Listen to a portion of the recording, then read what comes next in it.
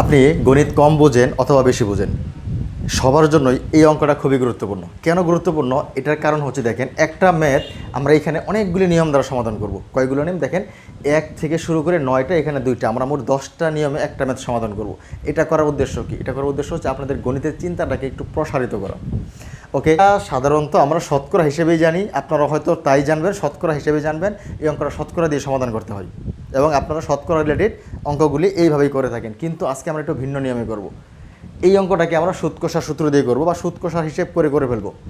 এই অঙ্কটাকে আমরা ঐকিক নিয়ম দ্বারা করব এবং এইখানে যা দেখতে পাচ্ছেন আমরা সবগুলো নিয়ম দ্বারা করব। আমরা লিখে দিছি একটা প্রশ্নে 10টা নিয়মের সমাধান করব আমরা।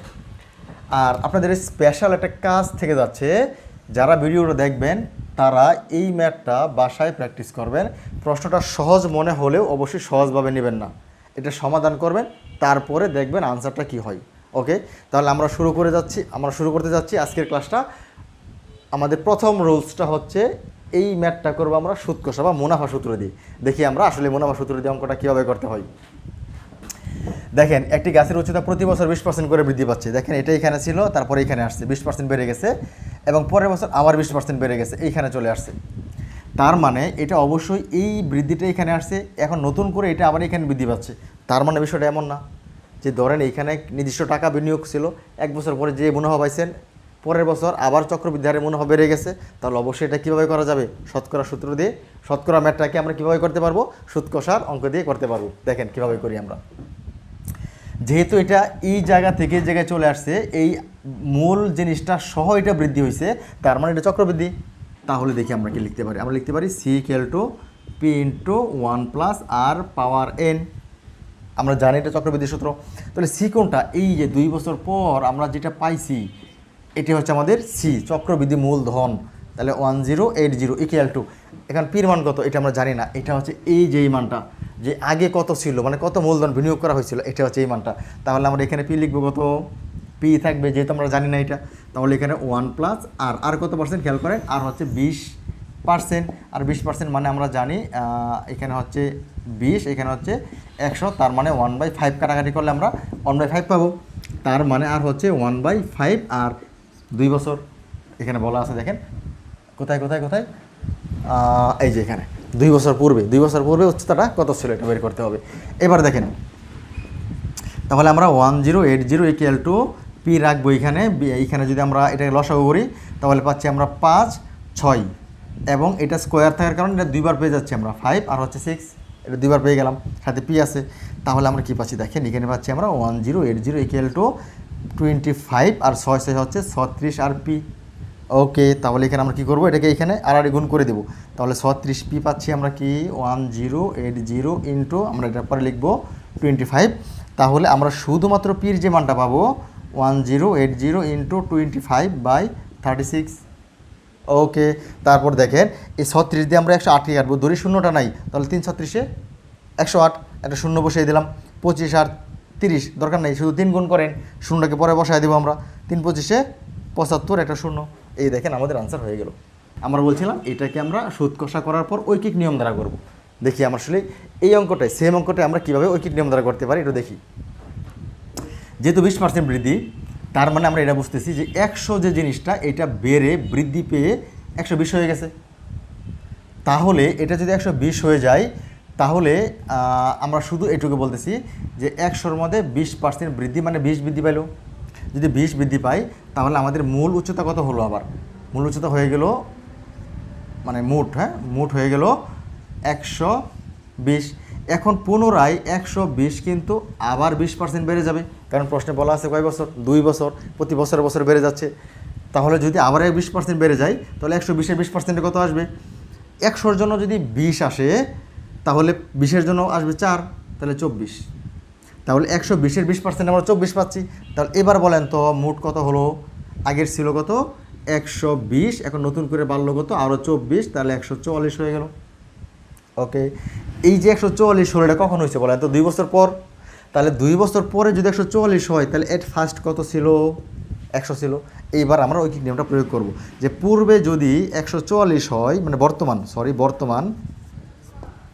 বর্তমানে 144 হলে পূর্বে কত ছিল? তাহলে পূর্বে ছিল অবশ্যই 100। তাহলে বর্তমানে যদি 1 হয় তাহলে পূর্বে ছিল 100/144, তাহলে বর্তমানে যদি কত 1080 যদি এটা হয় তাহলে পূর্বে কত ছিল, তাহলে পূর্বে ছিল 100 × 1080 144। বিষয়টা একদম ক্লিয়ার। এবার দেখেন আমরা কাটাকাটি করবো 12 দিয়ে, তাহলে 12 12 144, 12 এখানে যাচ্ছে না, এই শূন্য বাদ দিলে 12 ভাগ যাচ্ছে, তাহলে এখানে আমরা পাচ্ছি 12 12 12 কত হচ্ছে 12, 9 12 108, একটা শূন্য বসিয়ে দিলাম আমরা। এবার আমরা 3 দিয়ে কাটবো, 3 4 12, 3 30 90, 4 দিয়ে কাটবো, 4 25 100, 25 আর 3 গুণ দেন 75, একটা শূন্য বসিয়ে দিলাম। তাহলে হয়ে গেল আমাদের। তাহলে দেখেন এখানে আমরা সুদ কষার অঙ্ক দিয়ে আমরা করে ফেললাম, ঐকিক নিয়ম দিয়ে করে ফেললাম। এখন আমরা যেটা করবো, আসলে আমাদের মূল টপিকে যাচ্ছে, এখন আমরা কী করবো, এখন আমরা শতকরা দিয়ে করব, কারণ যেহেতু আমাদের শতকরার ম্যাটটা, তাহলে আমাকে অবশ্যই শতকরা দিয়ে দেখাতেই হবে। ওকে, তাহলে শতকরা দিয়ে আমরা অনেকগুলি নিয়মে করতে পারি, অনেকগুলি নিয়মে।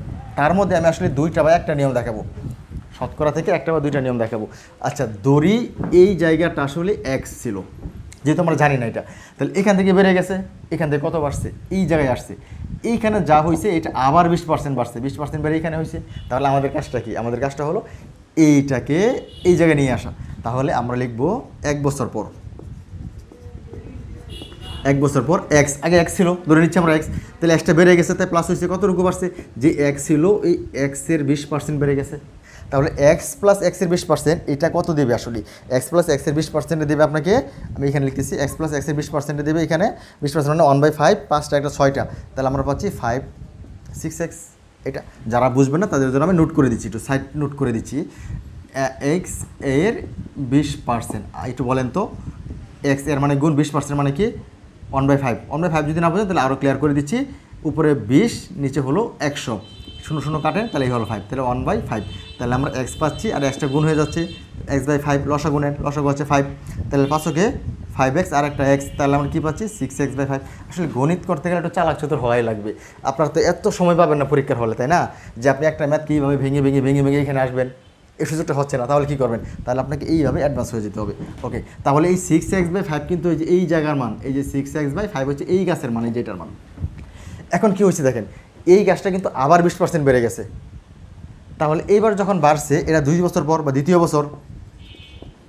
বছর পর কী হয়েছে, এই যে 6x/5 এটাও বেড়ে গেছে, কতটুকু বাড়ছে, এই যে যেই গাছটা ছিল তার অনুপাতে সেও তার 20% বেড়ে গেছে, তাহলে তার মান কত হয়, এটা থাক, একটু খেয়াল করবেন, 1/5 কিন্তু 5 5 25, মনে রাখবেন, 1 লাইন বড় করতেছি, এটার মান কিন্তু 25, 5 5 25, তাহলে 25 হলে এখানে আমরা পাচ্ছি কত 1/5 6x, তাহলে এটা যদি আমরা খেয়াল করি, লসাগু নিচ্ছি আমরা কত 25, 25 লসাগু নিলে এখানে 5 5 6 30 আর 6 36টা x, এই দেখেন আমরা কিন্তু 36টা x পেয়ে গেলাম। এইটা আসলে কি, এই যে 36টা x পাচ্ছি আমরা, এটা কি, এটা হচ্ছে এই যে জায়গাটা, কারণ এই গাছটা বেড়ে এখানে হয়েছে, এইটা আবার এইখানে চলে আসছে, এটা হচ্ছে 36x/25। এখন বলেন তো 1080 কোন গাছটা, এই গাছটা, আর এই গাছটাকে আমরা আবার কী দ্বারা প্রকাশ করছি, 36x/25 দিয়ে প্রকাশ করছি, তাহলে 36x/25 এর মানটা কি 1080 নয়, হ্যাঁ এটাই। তাহলে আমরা কি লিখবো, 36x/25 = 1080। এখন আমরা পাবো x = 1080 × 25/36। ওকে, আমরা আবার কাটাকাটি করতে পারি, 36 দিয়ে কাটি, 3 36 0, 3 25 75, এই হচ্ছে আমাদের আনসার। কি বোঝা যাচ্ছে, আসলে বোঝা যাওয়ার কথা, কারণ গণিত কিন্তু একদম ইজি। আপনি এইরকম ভাবা যাবে না যে আমি তো এটা শতকরা টপিক থেকে পড়তেছি, আমাকে শতকরা দিয়ে করা লাগবে, আসলে কিন্তু বিষয়টা মোটেও এমন না। তাহলে এটা শেষ, আমরা একটু বিপরীত শতকরা দেখি, এটা আবার কেমন, ওই যে যেটা বললাম, যদি আপনি মনেই করেন যে এখান থেকে 20% কমে এখানে আসবো, এখান থেকে আবার 20% কমে এখানে আসবো, এটা কিন্তু করা যাবে না। যদি এটা না করা যায় তাহলে কী করবেন, ওইটা একটা পদ্ধতি আছে, ওইটা দেখাচ্ছি আপনাদের। বোর্ডটা মুছে নিচ্ছি, এতক্ষণ আপনারা একটু রিফ্রেশ হয়ে নিন। দেখেন এখন আমাদের যেটা দরকার বিপরীত ইনভার্স, এটাকে বলে ইনভার্স পার্সেন্টেজ। এটা আসলে কীভাবে কাজ করে দেখেন, এই 1080 এখান থেকে আমি সরাসরি 20% কমে আনবো কীভাবে, এটা তো সম্ভব না। তাহলে কি করব, তাহলে আমরা 2টা কাজ করব, এর জন্য আমি 2টা নিয়ম দেখাবো আপনাদেরকে। একটা নিয়ম হচ্ছে, যখন 20% বৃদ্ধি পেয়ে যাচ্ছে, সংখ্যাটা কিন্তু 100টা 20 বেড়ে 120 হয়ে যাচ্ছে, যখন 20% বেড়ে যাবে 120 হয়ে যাবে, তাহলে এটা কার মধ্যে, 100 এর মধ্যে, 100 এর মধ্যে গাছটা বেড়ে 120 হয়ে গেল। তার মানে আমরা যদি এটাকে আবার এটা দ্বারাই গুণ করি তাহলে কিন্তু আমাদের সংখ্যাটা আরও বেড়ে যাচ্ছে, কিন্তু 1 বছর আগে কি উচ্চতা এর চেয়ে বেশি ছিল না কম ছিল? কম ছিল। তাহলে এটাকে উল্টা দিতে হবে, উপরে লিখতে হবে 100, নিচে 120। 1 বছর উপরে 100, নিচে 120, কারণ আবার 20%, একবার 20%, আবার 20%, সেজন্য এটা হয়ে গেল। এইটা কেটে দেন, এটা কেটে দেন, তাহলে আমরা যেটা পাবো এই 12 আমরা কেটে দিচ্ছি, 12 12 12 12 24, হ্যাঁ 12 কেটে দিচ্ছি আমরা।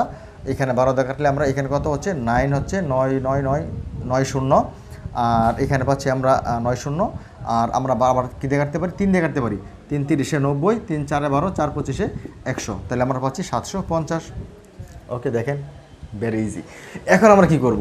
যদি আমরা এই রিভার্স পার্সেন্টেজটাকে অন্যভাবে চিন্তা করি যে না আমি এইটাই রাখবো, যেহেতু 120% বেড়ে 100 20 বেড়ে 120 হয়ে গেছে এবং 120/100 হয়ে গেছে, তাহলে আমাকে এটাই রাখতে হবে।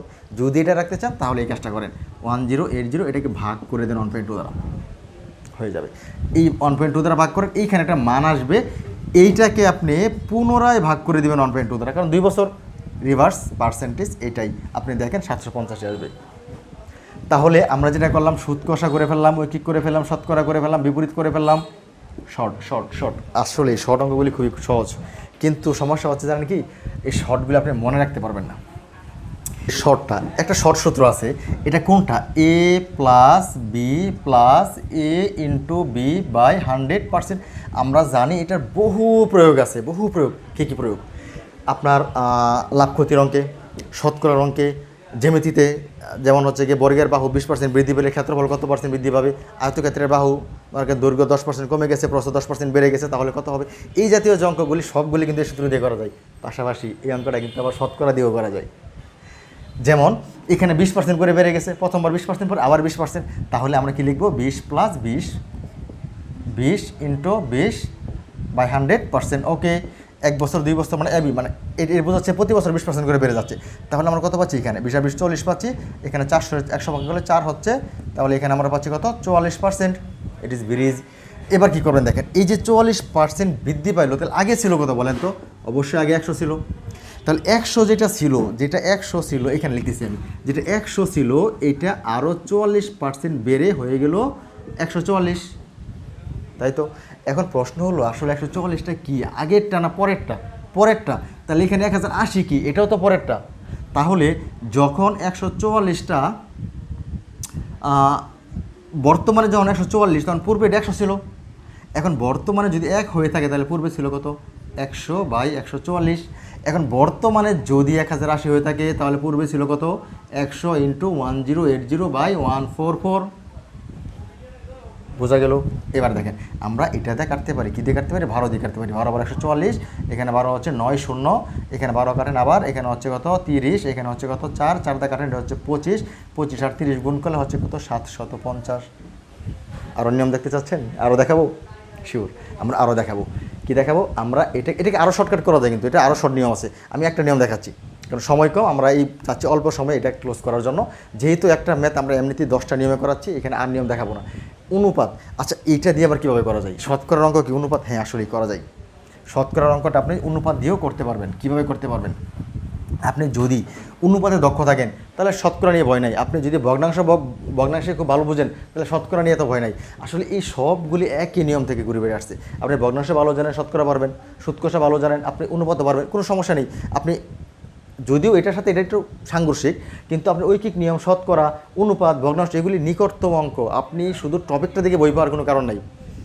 টপিক হতে পারে ঐকিক নিয়ম, আপনি চাইলে ভগ্নাংশ নিয়মে করে ফেলতে পারবেন, কোনো সমস্যা নেই। ভগ্নাংশকে ঐকিক দিয়ে করতে পারবেন, শতকরা কি আপনি কি অনুপাত দিয়ে করতে পারবেন, কোনো সমস্যা নেই। যেমন দেখেন আমরা এটা শেষ করলাম, এখন আমরা অনুপাত দিয়ে করব। অনুপাত দিয়ে কেমন করবো দেখেন, এখানে বলা ছিল 20% এবং এটা হচ্ছে 2 বছর, খেয়াল করবেন।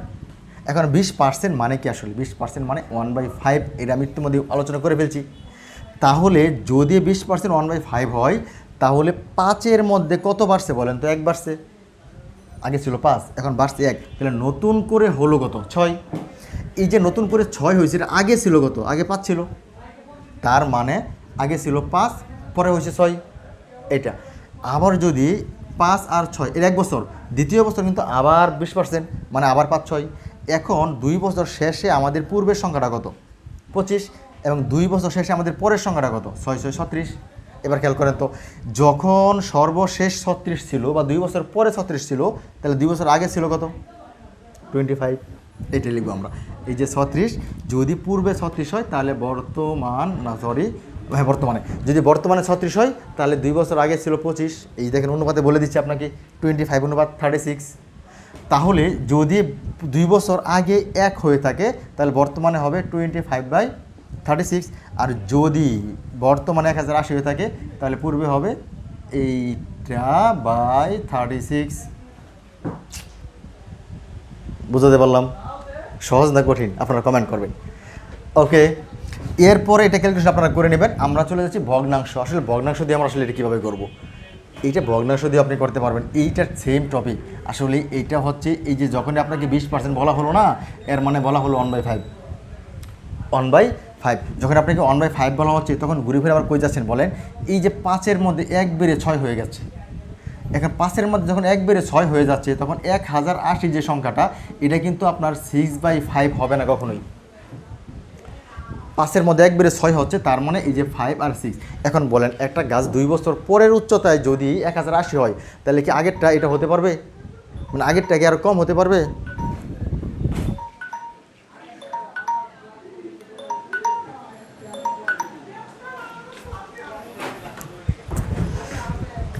যেহেতু 2 বছর আগে 1080 ছিল, তাহলে বর্তমানে কমে যাবে। তাহলে কি করবেন? এই জায়গাটা একটু কাজ করে নেবেন। এটা হচ্ছে 6, এটা হচ্ছে 5। একইভাবে এখানে যে আনসারটা আসবে, এটাকে আবার কি করবেন? এটাকে আবার হচ্ছে এই 5/6। ওকে, দেখেন আমরা কিন্তু ভগ্নাংশ ব্যবহার করে এটা করে ফেললাম। এরপর হচ্ছে গিয়ে লজিক, বিবিধ। আসলে সময় নাই, আমি এই মুহূর্তে বাকি নিয়মগুলো দেখাতে পারতেছি না, আমার কল আসতেছে। আমরা শুধু এটা বোঝানোর চেষ্টা করলাম আপনাদেরকে যে আসলে একটা ম্যাথ একটা টপিকের উপর নির্ভর করে না। একটা ম্যাথ আসলে অনেকগুলি টপিক দিয়ে করা যায়। এর জন্য কী করতে হবে? আপনাকে চিন্তা করতে হবে, একটা ম্যাথকে বারবার প্র্যাকটিস করতে হবে। তো ফাইনালি যেটা বলার ছিল, এই যে একটা ম্যাথ, এটা অবশ্যই আপনারা বাসায় করার চেষ্টা করবেন। এবং এই রকম ম্যাথগুলি সবসময় পাওয়ার জন্য আমার Facebook page, group, YouTube channel, এগুলির মধ্যে যুক্ত হয়ে থাকবেন। আশা করি আমরা প্রতিনিয়ত অন্তত আমি চেষ্টা করব প্রতি সপ্তাহে 1 বা 2টা ভিডিও আপলোড করার জন্য। এবং এইরকম ইম্পর্টেন্ট কিছু ম্যাথ দেবো, এবং একটা ম্যাথকে আমরা অনেকগুলি নিয়মের সমাধান করার চেষ্টা করব। এতে করে কী হবে? আপনাদের গণিতের চিন্তাটা প্রসারিত হবে। যাদের কাছে গণিতটা কঠিন মনে হয়, আসলে গণিত কঠিন না, তাদের কাছে গণিতটা সহজ মনে হবে। ধন্যবাদ, ভালো থাকবেন সবাই।